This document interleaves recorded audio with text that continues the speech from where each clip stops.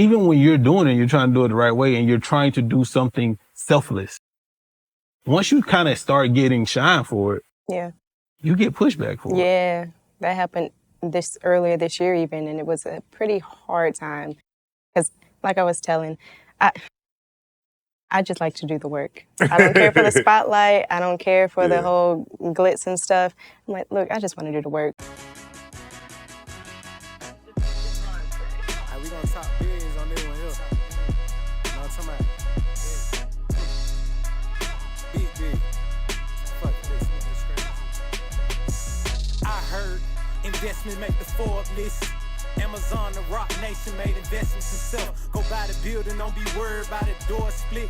Even if the mission get hard, you can't avoid it. You see me getting money, well, I'm just expressing myself. It's harder building on your own, you always welcome to help. Build a mastermind group works in Napoleon Hill. All right, guys, we're back in it again for another episode of Change Agents. My name is Caleb. I'm Trav.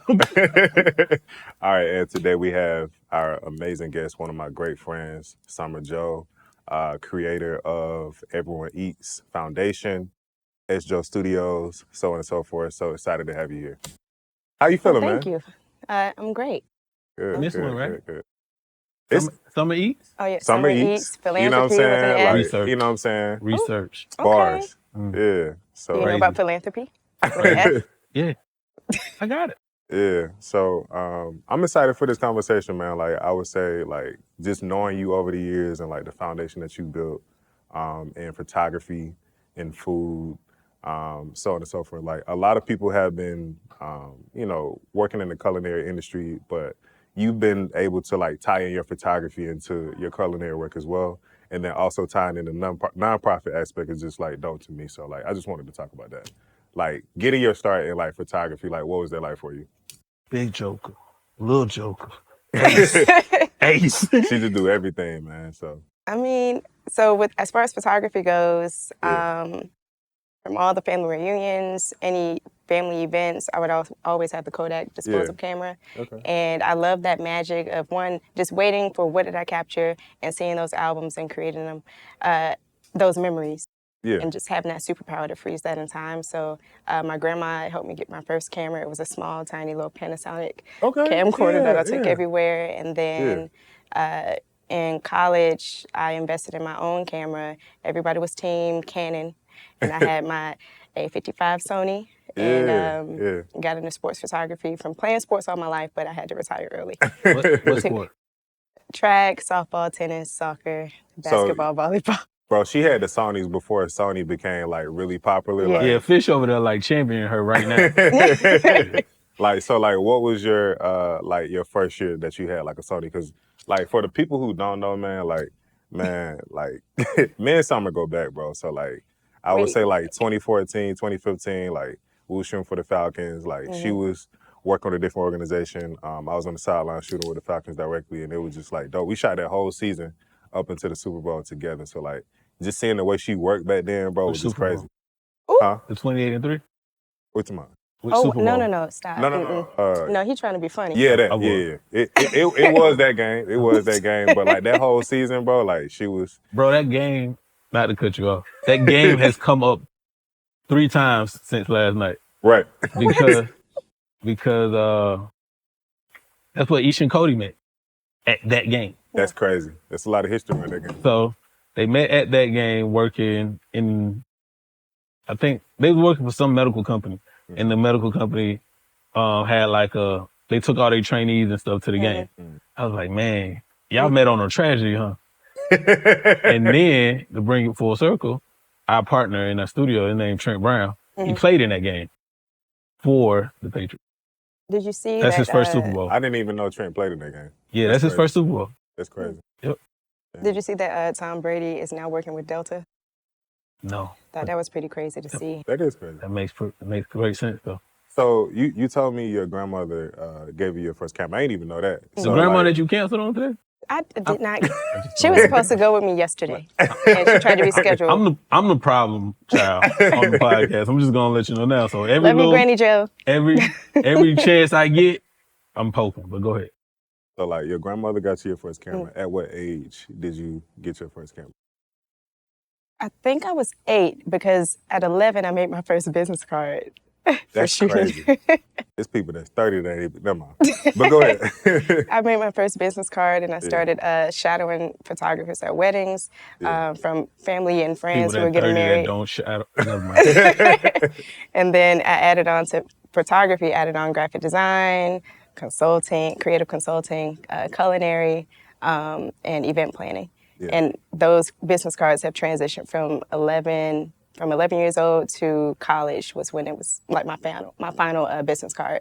But yeah, going into college was when I invested into that Sony, I think it was 2012, 2013, because the school gave me a Canon Rebel and it was so crappy. I mean, sorry to the Canon fans, but I was shooting basketball and I couldn't do it. I could, I was frustrated. Yeah. So I did my research and found a camera that I liked that worked for me. Right. And even on the sideline with the Falcons, those big AJC shooters, you getting that with that crappy thing? Yeah. Like, first of all, don't hate. You see the work. Exactly. See the work. Exactly. But they see the Sony and they just like, oh, she not nice. Because it and then did they look see a the little. photos and she would go crazy. And now, yeah, everybody's trying to get. Everybody loves Sonys now, but she was on the wave 10 years ago, basically.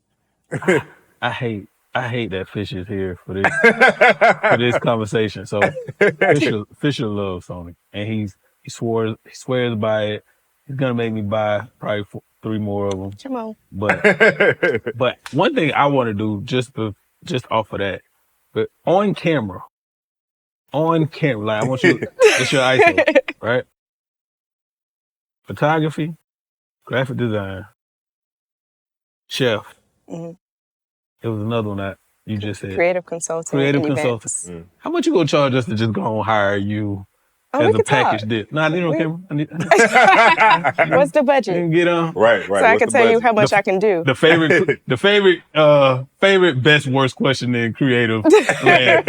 What's the budget? Niggas never know the budget somehow. But nah, that's dope. One-stop shop. Yeah.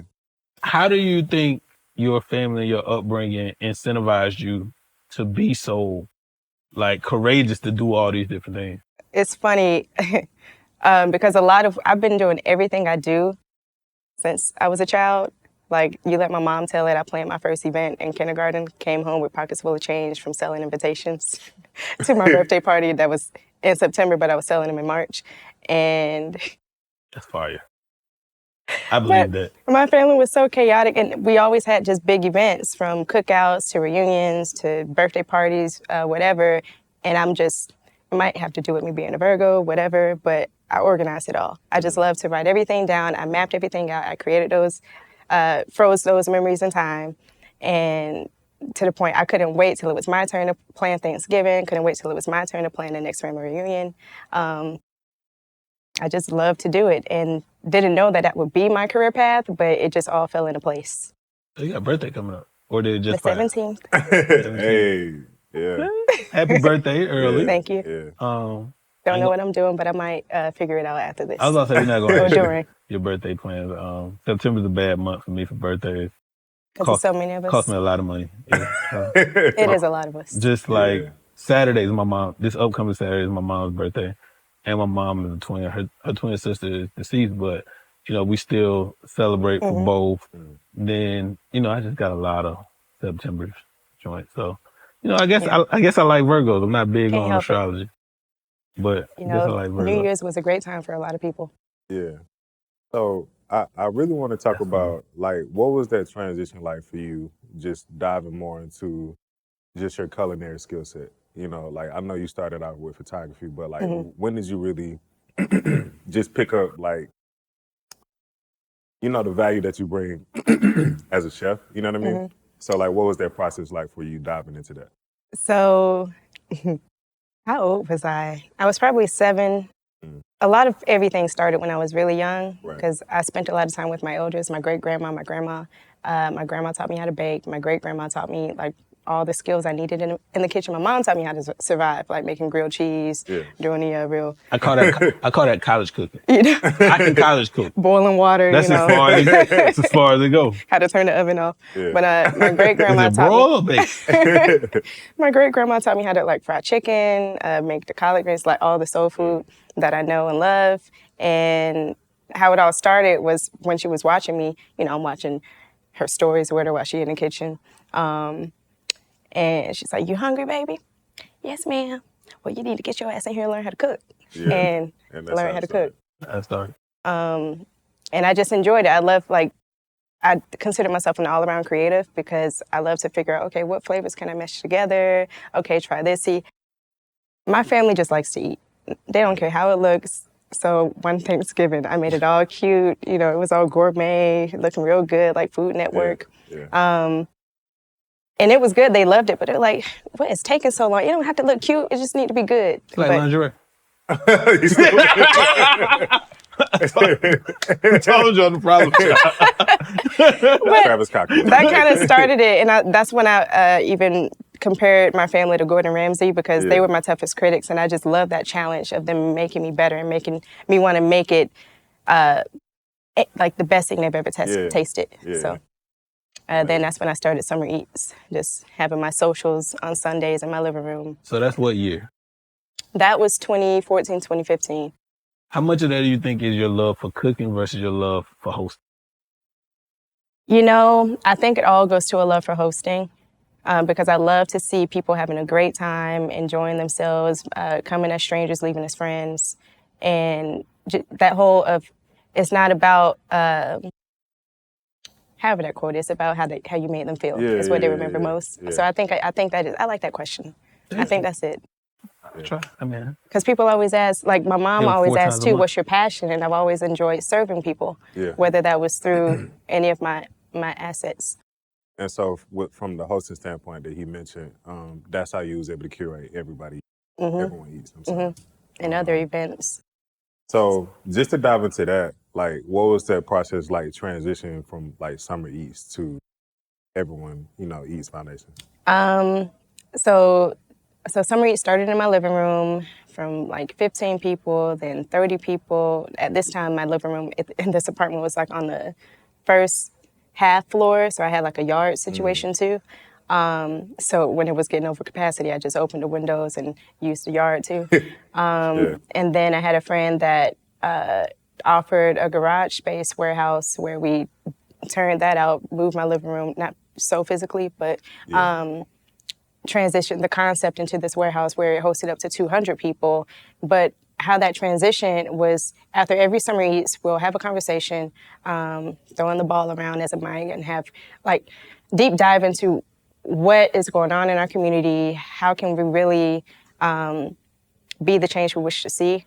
Because everybody likes to talk, but not many people are about that action. Right. So that's kind of how that transitioned to where people who were about the action would stay behind, because I would always like package up food and then take it to my friends under the bridges because I lived on Metropolitan and I would see the same people all the time under the same I love that you call me your friend. Because it can happen to anybody. Facts. There was even a time where a lady asked me for a job, somebody just asked for an umbrella, just simple things versus like change. Even the people that just like, look, I just want a beer. But that grew from one person staying behind to help me to 5 people to 20 to it was a solid core team that stayed every time. And then that's how the first board of Everyone Eats started. It originally was Everybody Eats, but Kelvin in California who fed the deer, he had that name first. So then we used Everyone Eats to be politically correct. But you know what I'm saying. What year is this? So it was officially started. Everyone Eats officially started in 2016, was incorporated in 2017 of June. That's 6 years. Yep. Yeah. And you know what's like, because, I did my research and I went to the website and, seeing how many people you fed since the pandemic or during the pandemic, how many volunteers you had, how, you got a partnership with Blue Anthem, Anthem Blue Cross Blue Shield. And on top of all of that, she has a building, which is like pretty dope, just like from where we started, from like a couple volunteers. Yeah. And again, like just from us being in the space that we've been in, it's a process. There's a lot that goes into it. Like what's that process been like, kind of like, operating out of the building, like building it to where it needs to be and stuff like that? That's still a work in progress. Tell me about it. Just want to let you know. But like literally during the pandemic, that was the most challenging and crazy enough the busiest time while the world was supposed to be closed. Because I mean, there was still a need, even event-wise, like from doing photography and events and catering, that was busy too. But with the volunteers, there were some days I was doing it by myself. I'm packing 100 meals in my car by myself. And there was one time I was like, okay, I can't keep doing this by myself because it got a little dangerous. I'm like, if something happened, nobody would know. Nobody would know. But through the pandemic, when I heard everything was about to shut down and just knowing, and then at that time I was in Pittsburgh, I was always in the hood. My mom can't stand it. But I kind of like to be near where... you need to be where the need is. Yeah. And I mean, born and raised in the SWATs, I had no problem with going away. Everybody was like, why don't you move to Buckhead? Why? Yeah. Shoot, at this point, Buckhead is more dangerous than Bankhead. That's so. a fact. Yeah. And people ask us that when we got the studio. Like even, some of the Y'all going to the West End? Early people we asked for when we was trying to get investors or even just like creative, like especially at that time, because I think everybody was getting like the PPPs and all this stuff. I was scared to do that. Stuff we were too. So I'm like, this is too good to dirty it up, essentially, right? But everybody was opening up buildings and trying to start companies and getting all these plush spaces in Midtown and doing all the cute events. And I'm just like, but yeah, we want to make money, but our goal is to empower the people without the resources. Right. So how can we do that if we're so far away from the people who need the resources? Yeah. It just didn't make sense. Yeah. Now, granted, we found a nice big building, but we're in the West End, and even as we scale, our plan is, it's some red tape we got to work through. But our plan is to always keep this location because of where it is. Yeah. Cheers to that. I mean, just to pick it back up that, man, like, and I'm gonna commend Trav because, like, it's a guy that comes around. I'm not gonna disclose who it is, but like, he just walks by all the time. And Trav brought him in and was like, look, like, I can help you out by getting you to clean floors or anything. You know what I'm saying? Just put some money in his pocket. So just being in this area just helps, just to give them access in that way. And I think he's been so consistent that even when he come and we don't have anything for him to do, and he said, well, can you give me $10? I know that $10 is probably going to get a beer. Yeah. Like sometimes you can see it on him. Yeah. And then sometimes I can see, you having a clear day. Yeah. Type thing. Yeah. I'm gonna still give him the $10. He show up more than people who don't have his circumstances. Yeah. Right. So, it's community. Community can't just be, cute and corporate. And you really never know what somebody's going through. You never know. You never know. A lot of people are quick to judge. Yeah. So like, what was that? I guess I want to take it a step back. Like, what was the core thing for you to really dive into really helping people at its core? You know what I'm saying? Outside of photography, outside of like cooking, just helping people. Like, what was that? I guess it all goes back to, everything goes back to how I grew up. Wow. But I mean, like I said, growing in the area that we did, even though I was surrounded by Black excellence, I was also surrounded by us getting by, making it with what we had, doing the best with what we had. And then I had cousins and close family who, it made me so sad to see how they were just so set on waiting for help. Oh, we're going to use this, or welfare this, or food stamps. And I ain't going to hold you. I do want some food stamps. I be hating sometimes. But, hey, anybody want to? Right. But got some for sale. But I was just seeing this need, even to seeing family becoming, suicidal from struggling and to being incarcerated because they felt like they had a better living situation in jail versus on the streets or where they were. And I'm like, okay, what are we waiting for? And I noticed everyone was just waiting for a handout. I'm like, look, we are in a position to where we can help ourselves, but people just didn't see it. To where it's as simple as growing your own food, as simple as just drinking water even. Yeah. So that was kind of some of the things I started doing, just putting a case of water in my car. If I saw somebody, I would hand them a water. They'd be more thankful for that than the change. Then the first Everyone Eats event was a BYOB, Bring Your Own Bread, and it was our sandwich making event. Oh, that's hard. Bring your own So bread. it was bread She and sandwich. she curate good themed events. You know what I'm saying? The branding has always been on point. I will say that. Like, that's one of the things I noticed, not to stop the story, but you just did another event, a fundraising event in June. I can't remember Was the it name. Vinyls, Vines, and Vibes? Yes. And I'm just looking, I'm like, it's like super catchy, but it's not like over the top. It's like perfect. Yeah. So you do a real Thank you. you have a real good way of like putting the messaging in a way that is catchy, but it don't feel like cliche, if that makes sense. It's like, it's the nuance in it. So you have a good eye and ear for that. Appreciate it. Yeah. I want to get into, the starting a business, then getting a company, and then having another business already running. All of those things are like difficult times 10. Starting a nonprofit Man. is even bigger. So like, I work It with... ain't for everybody. It ain't for Jay-Z everybody. voice. It definitely ain't for everybody. And I know what Jay-Z song that. I know what song that's from. It's a bad song. It's probably one of the worst Jay-Z songs ever. But, and I love Jay-Z. I got a Rockefeller tattoo. Got a hoe. But, I work with King Randall. Come on, change this, bro. But go ahead. I'm talking about it. Yeah, What's come on, up, bro. man? Pull Like, Lenny know me. But, I work with King Randall, and he started the Extra Boys, and out of Albany, Georgia. He's my son's cousin. And then, it's a all boys. It started out as an all boys, like after school program. But he was doing that 3 years before he ever thought about 501(c)(3). And then opened a school for those same kids, all boys prep school.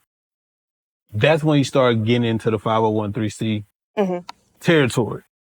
And then you realize, one, that it's a whole lot of jargon and applications and red tape and tax deferred information you gotta have. All this stuff you gotta have to help people. And I Permits too. I can see some of it is like people like take advantage of it. But then you also look at, and I don't know if you've dealt with this, maybe you tell us, even when you're doing it, you're trying to do it the right way and you're trying to do something selfless. Once you kind of start getting shine for it, Yeah. you get pushback for it. Yeah. That happened earlier this year even, and it was a pretty hard time. Because like I was telling, I just like to do the work. I don't care for the spotlight. I don't care for the whole glitz and stuff. I'm like, look, I just want to do the work. So from even with the ribbon cutting and having that literally all over the news. Shout out to Mary I'm going to grocery store. Oh my gosh, I saw you. Oh my gosh, you did too. I mean, it's great. I'm just not. It's like a gift and a curse. You need the awareness. I'm a behind the scenes type of person. You gotta get a spokesperson. Yeah. But you need the awareness to build the right network and I get it, yeah. and resources.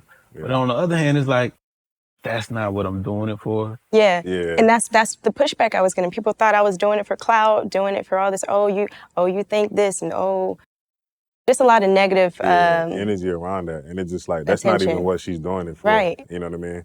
And it's normally from the people who need it most. And what do you think that is? I think it's education. I'm going to always go into education. I'm going to always go into messaging. That's why your messaging sticks out to me.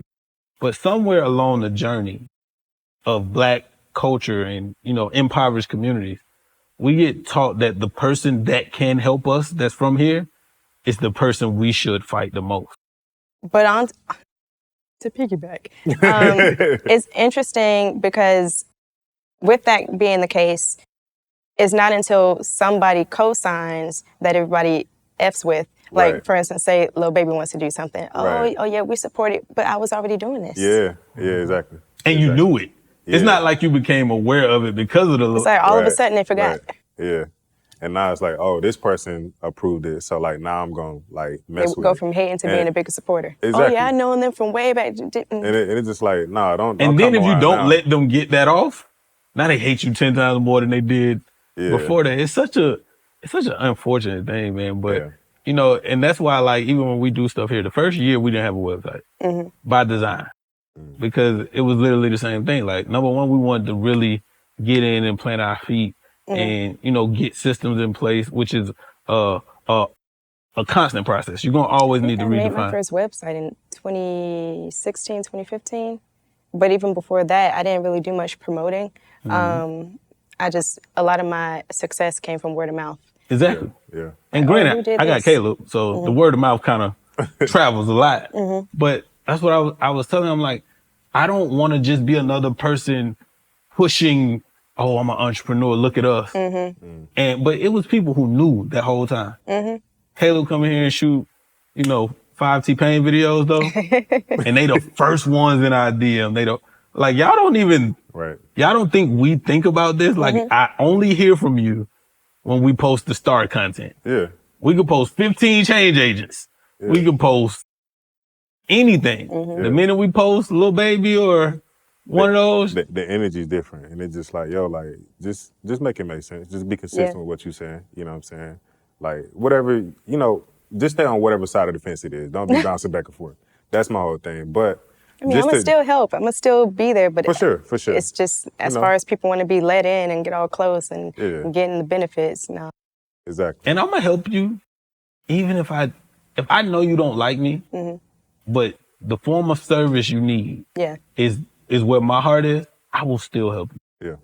Like, it's going to probably not be to the capacity that I would for somebody else. But if my enemy is on the corner or at the gas station asking for food, I will give them food. A lot of people don't hold themselves accountable, so they can't receive the help. 100%. They want something else. Yeah. They want you to not do it so they can tell everybody, look, see, they ain't a good person you think they are, which is mind-boggling. So I got something else for you too, bro. So she works with a school in DR. Let's talk about that a little bit. Like, what was that process of even finding that school? Exactly. You sleep. She don't sleep, bro. I took a nap earlier. And I know we both of y'all had naps today. It's crazy. Hey, man. That's why y'all hot. I've been up all day, so I don't feel nothing. But yeah, how did it start? So was it 2018, 2019?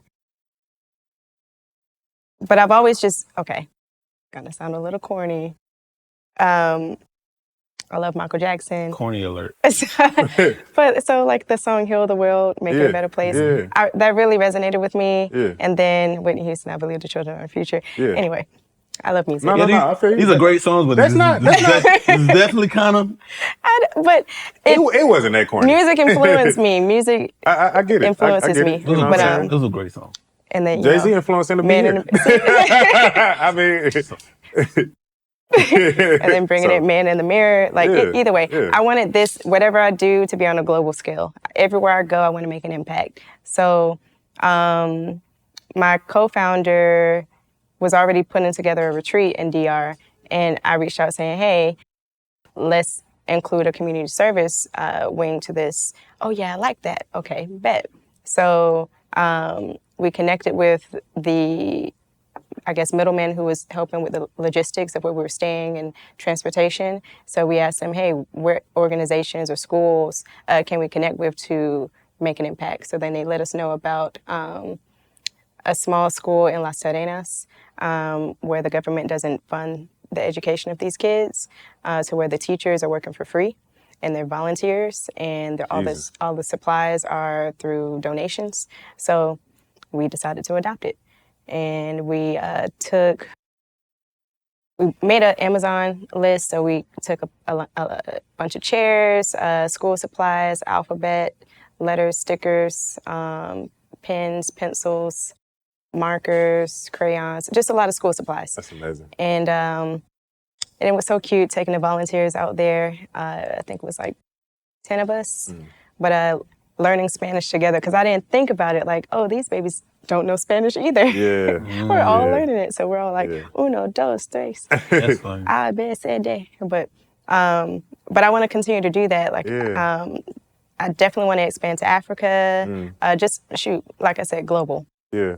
Global impact. You saying that, one of our friends and partners, he owns a club in DR. And I just know, like the process of him learning Spanish was like hilarious to watch. But it's also like things that we kind of take for granted. Yes. Yeah. It's like so, in our minds, it's so minuscule or it's Thinking everybody knows English, but we don't know nothing but English. Exactly. Yeah. Yeah. And we don't realize how much we need to know English better and another language. Yeah. So, and I just watched them do that for a year. And I'm like, but I couldn't imagine a kid that grows up there that don't know it. Yeah. But that's amazing. I mean, they learn it at home, but that's like, think about kids in the hood. Slang. Exactly. Yeah. I definitely want to connect y'all because I feel like, we can keep it going. He's just a 2-3 hour drive. He's one of the most giving, compassionate people I ever met. He also is like probably one of the like best fighters I know. But Shout out, but I want to definitely connect that. I had to stop myself, dog. I almost had an inappropriate comment when she said, "Man, it's not really inappropriate. My brain a little crazy." And you know how you was like, music influenced you, and you ran through these songs.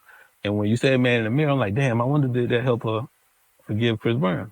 I don't know why my brain went there. Crazy. When it comes to drama, all that stuff, that was a great performance, though. What? When Chris Brown did "Man in the Mirror" was crying. That's how he got his forgiveness. Come on, man.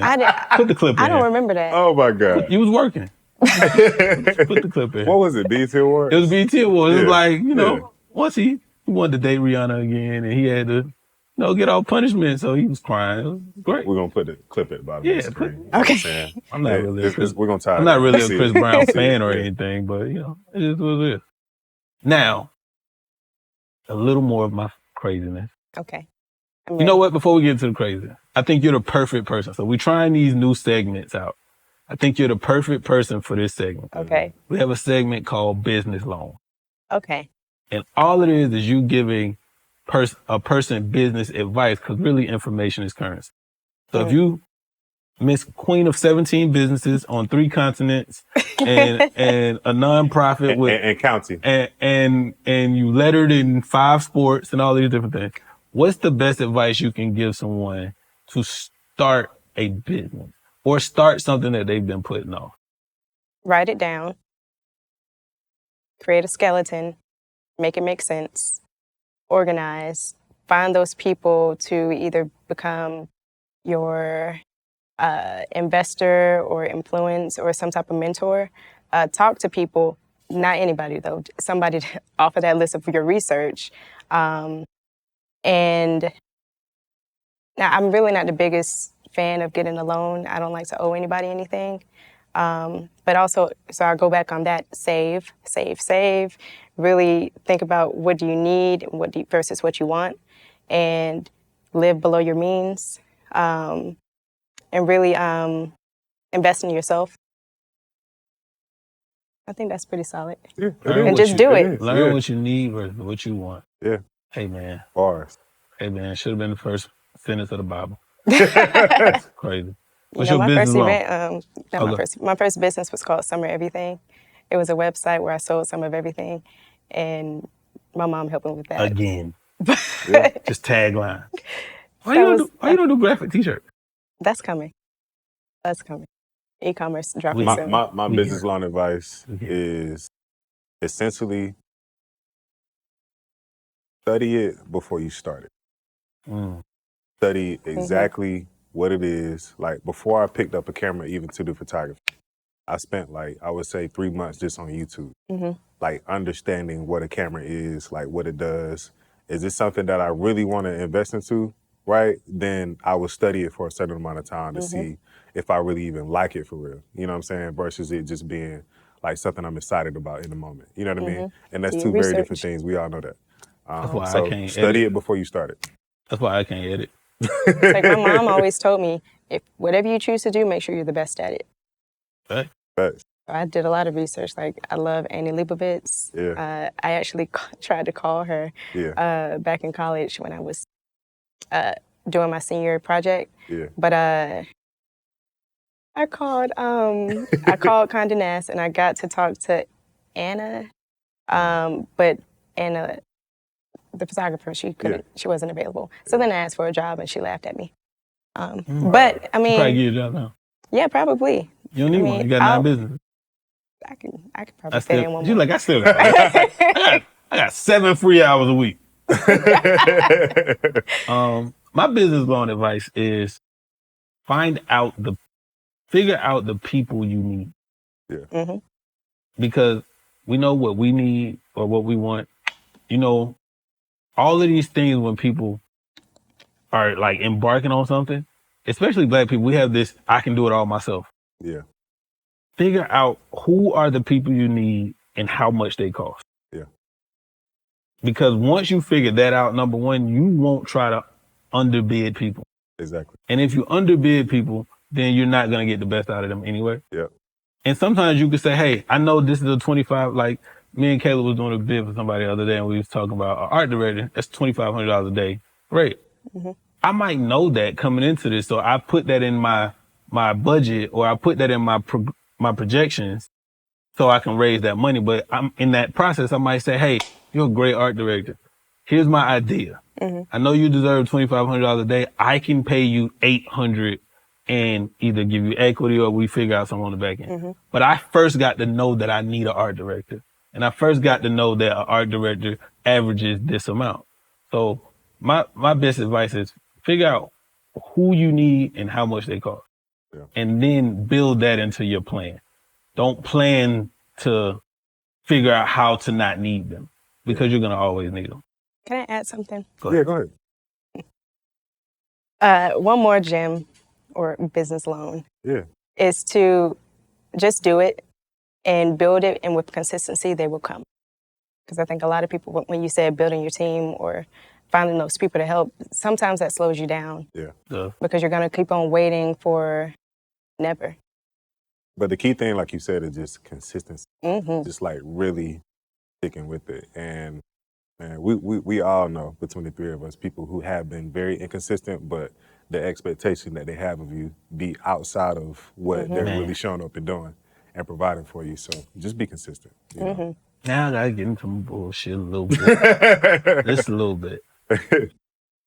And I'm a hypocrite for the question I'm about to ask you. Okay, as long as you know. I'm saying it out the gate, but I'm really asking you something to figure out if other people are better at it. People who are similar to me are better at it than me. You work a lot, you got a lot going on. How do you have a personal life? Where's your work-life balance? Do you believe in it? So I feel like even when people say, "Some of you are always outside," actually I'm working. Yeah. So that is my balance. Like even the jobs I had growing up, I made sure there was always a benefit. When I worked for Marriott, I had my discount. So when I traveled, I had somewhere to stay for the low. 15-year Marriott discount member. 12. I'm not gonna, Quit playing. man, Like one of the best resources I ever had in my life. I trying to tell guarantee you, if she outside, it's for a reason. She ain't just doing it just to do it. It's either I'm You know, making money or anything. about to make money. Yeah. Like, Exactly. I either gotta go meet the person that's gonna help me make the money, Yeah. or we already. But that is my balance. And but don't take Caleb nowhere with you. I'm trying to keep up. I'm like, oh, where you at? I'm gonna be there. See, but this is the thing. Family, friends, romantic, potential romantic, want to be romantic. Yeah. If Caleb go anywhere with you and take his phone out, people are gonna think you're having a vacation at church. I don't care where you go with him. Because he's so good at visuals that he makes everybody in your life think you lying about being at work. I'm like, bro, we're working. Nah, Bro. I seen Caleb's story. Man, look, we working still. I was like, dog, do you know that he don't even like the video he just put up? That's just how good he is. So just don't take Caleb and you'll be fine. Or if you take Caleb and you want somebody to do a movie about where I'm just you gonna went. pop up. Oh, you can pop up with us. You can pop up with us. You got way too many skill sets. You can go anywhere with us. My last question. What's your favorite game that you shot from either that season or just in general? I'll let you go first, and I got Win the something. Super Bowl?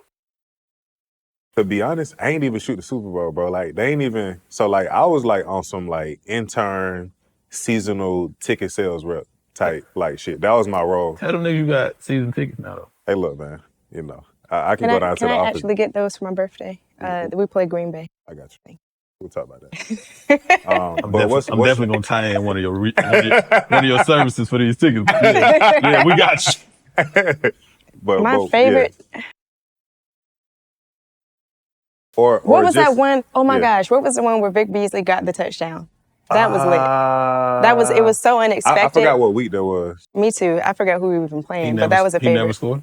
No, he did. I'm saying, but he don't normally score. He's a linebacker. Defense. Yeah, he played defense. He don't, my defense scored. We ain't got to talk about it. we talk about the Falcons. Okay. Yeah, so I think that was a dope moment. That was a big game. I remember Vic Beasley back then, man. I don't know. And I like the game where we played Colin Kaepernick. Whatever team he was on. Honestly, that was my moment. 49ers? Yeah, bro. So we played Colin Kaepernick. Like, I got like some photos of Cap, bro, that like I never post. Same. And nobody has. And I'll show it to you. We're just gonna do a little art show together. You didn't even show me this. But we got some exclusives that nobody has, bro. Like 10 years, 20 years, when they be like, Colin Kaepernick gonna be like up there with like, whoever you want to call, like, we own that content. You know who else played with Colin Kaepernick? Who? Trent. Oh, word. Trent got drafted by the 49ers. So, what's up, my dog? I don't shout you out. What up, Trent? I don't shout you out a lot. Hi, Trent. What's up? But my question. I don't know if this is my last question. I'd be random. But you do 19 things. If you had to stop all of them but one for the rest of your life, which one would it be? That's a trick question. Because she's for a politician. No, because for one, I gotta eat, so I'm always be cooking. As a business, which one would you stop as a business? I mean, the one you would keep doing as a business. Cooking for yourself is not a business. Hey, pause for a second. Hey, Reggie, I think the guest may be here. Okay, wait, 40.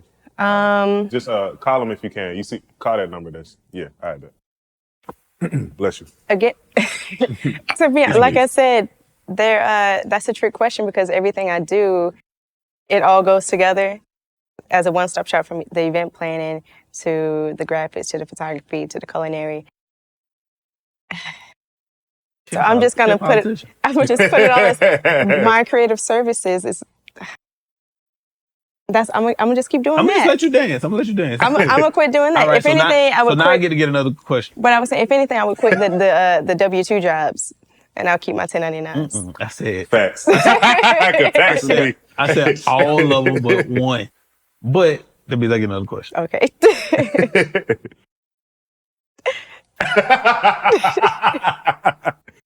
As a entity, you become a multi-million-dollar entity. Empire.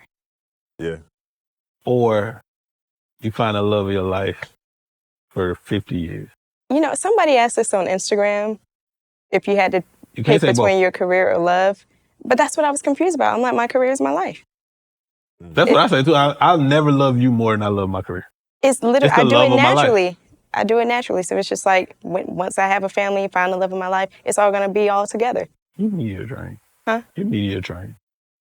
I'm not. That's why she danced out of breath. I mean, she kind of answered that one. She's smooth now. But she danced now. She's smooth now. That's crazy. No, You've been around the mayor for real, huh? She been around the way. She know how to. Yeah. Around the way. I'm leaving it with something.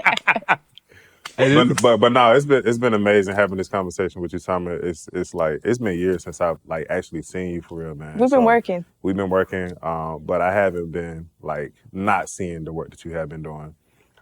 Just as like a real friend, I'm proud of you. Got a lot of love for you. Excited for what you do moving forward. And again, I just want to appreciate you. And again, I'm just excited to highlight you as a change agent. So. Again, I'm Caleb. How the fuck I want to... Wait a minute.